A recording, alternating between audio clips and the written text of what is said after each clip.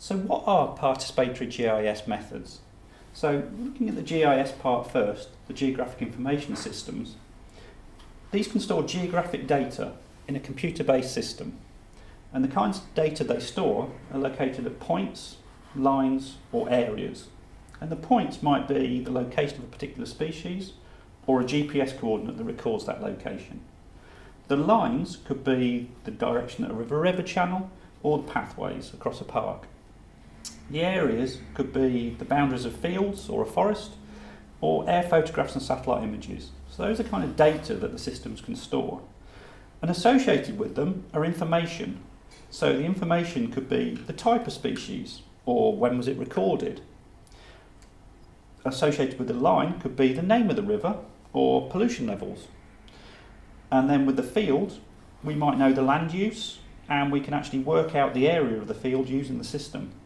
So these software systems store information, geographic information about places. But they can do more than just store the information, and that's the whole point of them really. They can visualise the data in different ways. So we could take different parts of the information we've got, put them on a map to make a unique map for a particular purpose. And we can visualise that data in different formats for different audiences. We can also analyse the data. So we can combine different data sets together, transform it from a point to an area, do various things like that with the geographic data that we collect. And the reason for doing that is to answer questions. And that's really where the participation comes in. So the participation can take many different forms. So local community groups can now access these GIS software systems through free online downloads.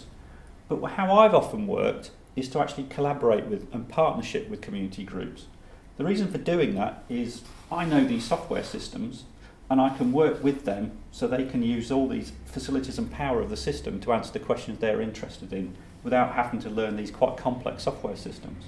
So it's a partnership, and that's what these episodes are really concentrating on, is how can local communities collaborate, participate with local organisations who've got the software, so they might be universities or other environmental charities or other organisations, to answer and address their environmental problems and questions.